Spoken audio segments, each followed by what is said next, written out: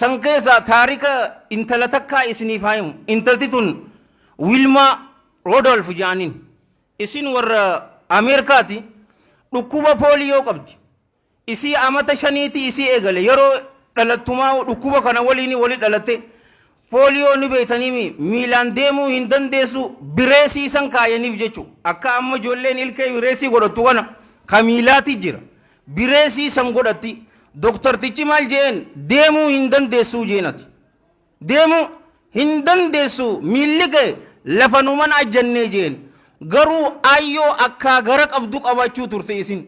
Yaa intalatiyya waanuma feete yoo ta'uu feete ni dandeessaa jettee diti intala isii xiqqoo tana bara ta'amat 5 tana gorsiti obboleeyyan kee.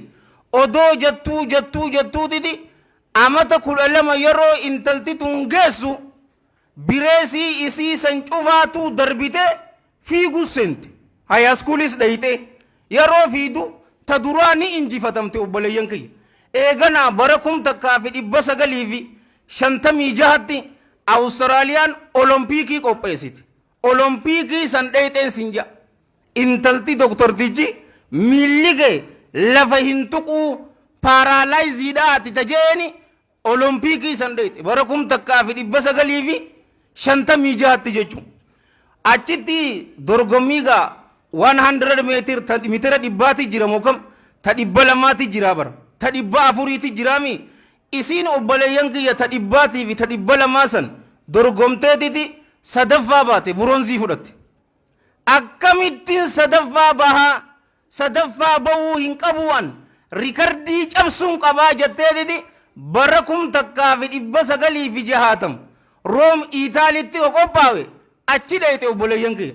Meetira 100 meetira 200 meetira 400 tokkoffaa baateetiti rikardii cabsitee yeroo duraatiif shamarri rikardii cabsitee dahaba 3 ta fudhatte intala san qofa taateen isiniin jaa maal jettaniin. In dandeessuu dikshiinarii jaamtu sana sagalarra kaayaatti filaashitti dhawa. Mee laaligaa billaahi aleeg hin deemtu jeeni bar. Ayyoon waan feete ta'uu dandeessaa waan feete. Wanni isin kaayyoon maal? Ani wal dorgommii ispirister jaaniin miti akka Hussein Bolt san jechuu bar. Tokkoffaa baateen isiniin jaa jaalawwan kiyya ka islaama wanni hin dandayamne waan takka hin jiru.